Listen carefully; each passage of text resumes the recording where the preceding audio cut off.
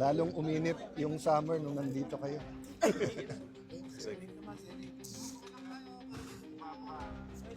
Basta kayo kaya ano, bato. Game. 1 cent for...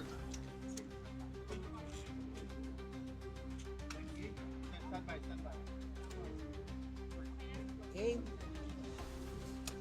Well, sure. Sir, yung kay Senator Bato na ongoing. So, klaruhin ko lang yung kay Senator Bato. Lahat ay gustong pumasok siya. Gusto ni Senator Bato pumasok. Ayaw niyang hindi pumasok. Gusto ng minority pumasok siya. Gusto ng majority pumasok siya. Anong problema? May threat sa kanya na walang assurance ang gobyerno na mapoprotektahan yung kanyang karapatan. So katulad ngayon po, pumasyal po kayo dito sa Taguig.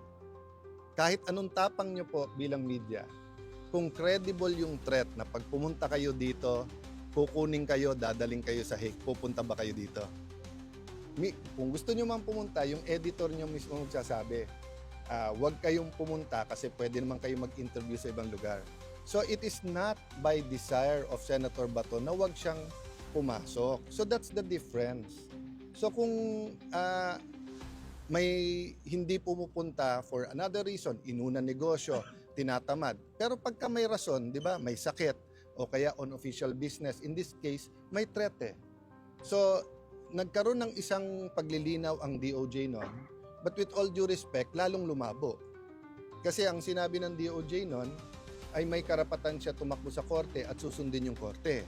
Pero in a nutshell, pinaraphrase ko lang. Pero ang sinabi din nila, may option din ang gobyerno na pag may warrant of arrest, arestuhin na lang siya tapos ipadala na siya doon. And then nag-announce yung ICC na meron silang tinatawag na secret warrant. Hindi po yun yung ating konstitusyon. Sa ating konstitusyon, huwes lang, judge lang ang pwede mag-issue ng warrant of arrest. Kaya kung may warrant of arrest galing sa abroad, dadaan pa dapat sa ating judge yun. Yun ang stand namin. Walang makapag-assure kay Senator Bato eh. So I talked to someone very close to him. Ang sabi, simple lang sir, ma-assure lang kami ng Philippine government na may day in court siya dito. Kahit arrestuin siya dito sa Pilipinas.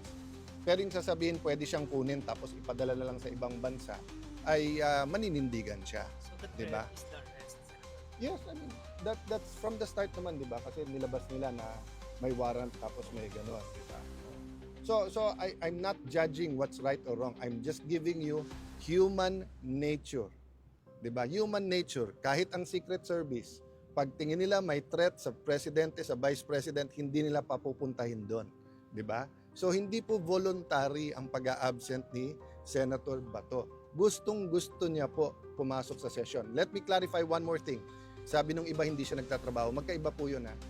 Kasi sa loob man o sa labas ng Senado, napaka-importante ng plenary, napaka-importante po mag-participate, napaka-importante po ng committee hearings. Kung magkakaroon ng impeachment, napaka-importante din na umattend doon. But that's not the totality of the work of the senator. The research, the consultation, going around the country, that's all part of the work. So katulad ngayon, di ba, break, di ba? But after this, tatakbo ko, group of businessmen naman, consultation naman about yung contingencies dito sa energy crisis. That's part of my work. 'Di ba? So kung may hearing kanina, I could have attended that or this. Kung may hearing mamaya, I can attend my consultation or that, but that doesn't mean we're not working. Ganon din kay Senator Bato. Fully functional yung staff niya, yung mga memos sa kanya, mga filing nila, magpo-monitor tuloy-tuloy. Again, do I want him to attend? Yes. I think he also wants to attend. Namimiss na niya yung trabaho niya sa Senate mismo. Kaya lang kung ang kapalit naman doon, pagtuntong niya doon, bigla siyang arestuin, bigla siyang isakay sa aeroplano at ilipad sa Hague, 'di ba? Ilalaban niya yung karapatan niya.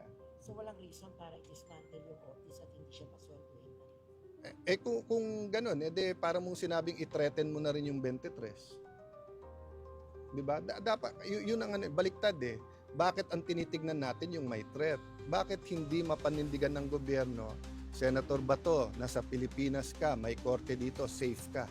Pumasok ka, walang kikidnap sa'yo. O, hindi siya ma-assure ng ganun eh.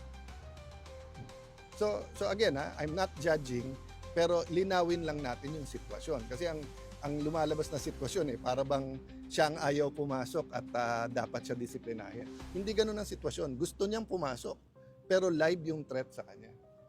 Sir, yung partial, other issue, yung partial committee report sa Senado, yung sa Blue Ribbon regarding the flood control, as of now, Sen, wala pa po itong sapat na pirma. Yung comment po. Well, two things. One, I've been around government long enough to understand na systemic yung corruption. Napakasakit, napaka-tragic yung flood control scandal, but may opportunity dito. Yung opportunity dito ay ang opportunity dito is yung hindi lang one time, big time, no? But to go to the root of the problem ng corruption sa Pilipinas and really address it. Ang unang naging problema is we didn't start with the truth. 'Di ba? From the start, sinasabi natin, hindi lahat yung ghost. Pinalabas lahat ghost para mas marami magalit. Ngayon, ina-admit nila hindi maraming ghost. Pangalawa, from the start, sinasabing may mastermind, pero tinatagpi-tagpi. O, ano nangyaring net effect? Everyone na magkalaban sa lokal, sa national, ang kanyang mastermind, yung kalaban niya. Rather than finding kung sino ang tunay na mastermind pangkabuuan. Okay. Having said that, I believe sincere lahat. Sincere ang Pangulo na isolve to, sincere ang Kongreso, sincere si Senator Lacson, etc. But eto lang ang tanong ko why so much fuss about the partial when we have the opportunity to have the whole and bigger picture? Even sa pilian ng witnesses, in my experience, alam niyo naman naging chairman din ako ng Blue Ribbon ng matagal, you just allow the witnesses. Then through cross-examination, through the questions, interpellations sa mga senador, makikita kung sinong sinungaling at hindi. Ang difference lang, noong 2007, nung kami, wala pa masyadong social media. So nandyan ang lens ninyo bilang journalist. So dino-double, triple, quadruple, fina-fact check nyo. Ngayon kasi, lahat may social media. So for the same witness, may grupong maniniwala, hindi. But that shouldn't stop the Senate from inviting witnesses. Kasi kung sasabihin natin, ang i-invite lang natin na witness ay credible, then number one, you're already prejudging. So pag hindi pala na-invite yan, hindi pag na-invite pala yan, credible. Di ba? Secondly, you're taking out the opportunity for the people to judge from themselves. Di ba? So kung sasabihin mo, halimbawa, Mike Defensor, sabihin mo, totoo ba sinasabi about the Marines o hindi? Let the people judge. Ngayon, yung sa NBI, sino paniniwala natin? Yung NBI o siya? Diba? That's the beauty of having 24 senators. We're not all members of the Blue Ribbon, but anyone can attend and anyone can ask. So ang tingin ko, we're making a mountain out of a molehill dun sa partial. Naapektuhan din kasi ng konting rivalry ni Senator Lacson at Senator Marcoleta. But the reality is, diba, bakit tayong nakapokus sa partial? Hindi pa nga na-unveil lahat In fact, marami sa amin kasi binasa, we don't agree with the report. So hindi sa ayaw namin pumirma. Di ba? We have a lot of disagreements there. But why are we not talking? Ako personally, hindi pa tapos Iniimbestiga mo marami, hindi lang to marami pang yugto maraming nabubuksan. So for example, if you invited Zaldi ko when he was still chairman ng appropriations, iba malamang sagot niya. Nung natanggal siya, iba sagot niya. Nung bumaliktad at sinasabi na admin at hindi siya, iba na naman storya. Hindi ko alam pag nahuli at pumunta dito kung iba. So our effort should be get him there or get key witnesses like him to get him to the Senate and to the DOJ and to the Ombudsman. Until then, di ba, it's he said, she said, and ang problema, he said this ng January. But siya din, he said this nung October.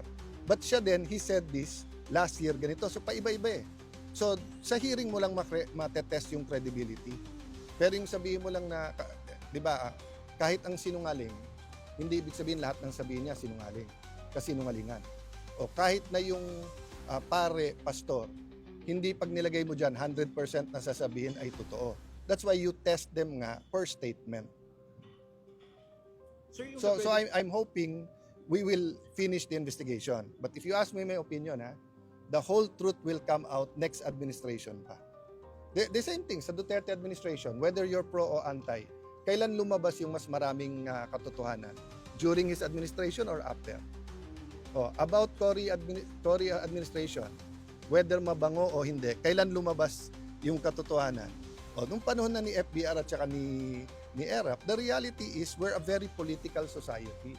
And whoever tells the story gets has the resources, the human resources, the financial resources, the storytelling techniques, di ba?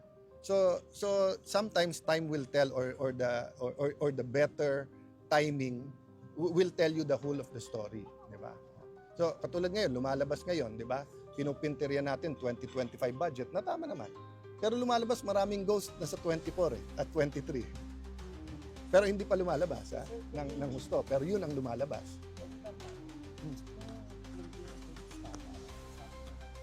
Well, all over the Philippines, we did our own investigation.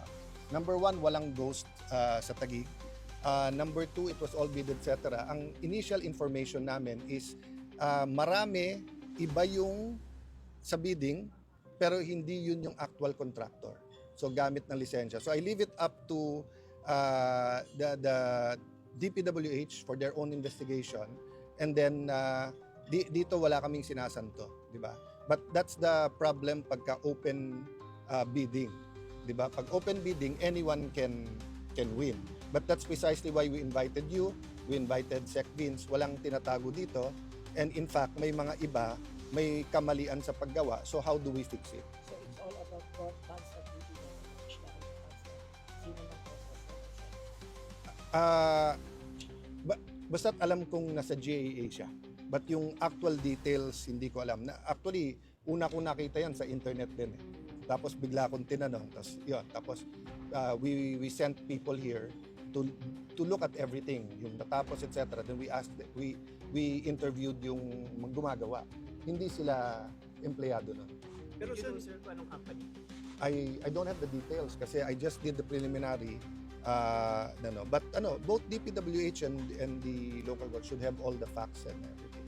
pero people are asking, Sen, why leave the investigation to the DPWH when in fact sila yung nagpag-ibig kasama? It's everywhere eh. I mean, sa Pasig City, kay Vico, meron din. Kay Mayor Magalong, meron din. So when I say leave it to the investigation, DOJ, Ombudsman, DPWH, and we have a new DPWH. So the people they're investigating are new people, di ba?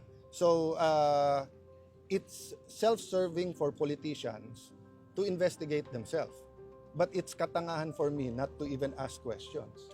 Diba? So we ask preliminary questions, satisfy ourselves. If we find something deep, then we will ask for whatever kind of investigation. That's why at the start of this, sinabi ko sa lahat, open books, transparent, tignan nyo lahat. And ang request ko lang, sabay-sabay gawin. Para nga hindi yung may tinitignan, may tinititigan. Okay? Thank you everyone. Thank you, sir.